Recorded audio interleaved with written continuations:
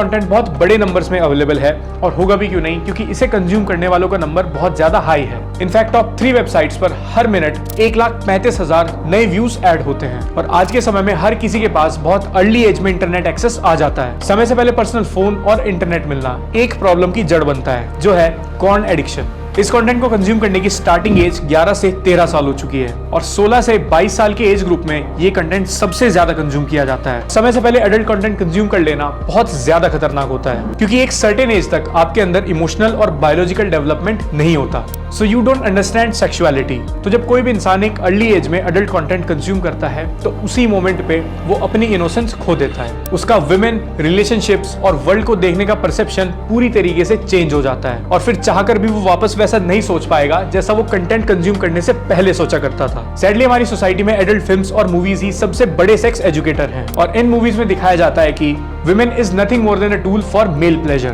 ये films emotionless और ह्यूमनलेस sex experience को पोर्ट्रे करती हैं और अगर सबसे पॉपुलर सर्च टर्म पर भी नजर मारी जाए तो उसमें डोमिनेटिंग टर्म जरूर मिलेगी। Women likes to be dominated, this or that। 7 countries की 22 स्टडीज को कंपाइल करने के बाद ये कंक्लूजन निकला कि जो लोग एडल्ट कंटेंट ज्यादा कंज्यूम करते हैं उनमें फिजिकल एग्रेशन ज्यादा होता है। इस चीज का एडिक्शन एक एंडलेस लूप की तरह है। एक बार इस लूप में आने के बाद बाहर निकल पाना ऑलमोस्ट इम्पॉसिबल है। एक रिसर्च ये शो करती है कि व्हाइल वॉचिंग एडल्ट मूवीज हमारा ब्रेन 4 गुना डोपामीन रिलीज करता है। हर एज में ये एडिक्शन खतरनाक हो सकता है, लेकिन स्पेशली अर्ली एजेस में ज्यादा डेंजरस क्यों है? अब देखो, हमारे फोरहेड में फ्रंटल एरियाज होते हैं जो इस जजमेंट में इंपॉर्टेंट रोल प्ले करते हैं कि हमें कितने अमाउंट में प्लेजर चाहिए। जब हमारे माइंड में डोपामीन ड्राइव हिट करती है जो कि हमें कोई भी ऐसी एक्टिविटी करने के लिए मोटिवेट करती है जिससे कि हमें प्लेजर मिलता हो, तब ये फ्रंटल एरियाज उसी ड्राइव को कंट्रोल करने का काम करते हैं। एक तरफ डोपामीन ज्यादा की डिमांड करता है और दूसरी तरफ ये फ्रंटल एरियाज हमें उस चीज के बारे में रैशनली सोचने के लिए फोर्स करते हैं। लेकिन अर्ली एज में ये फ्रंटल जजमेंटल वायलेशन एरियाज पूरी तरीके से डेवलप नहीं हो पाते। सो एक टीनेजर के माइंड को ये नहीं पता होता कि उसे एक्चुअल में कहां रुकना है। तो जब वो इस अडल्ट कंटेंट के वर्ल्ड में एंटर करता है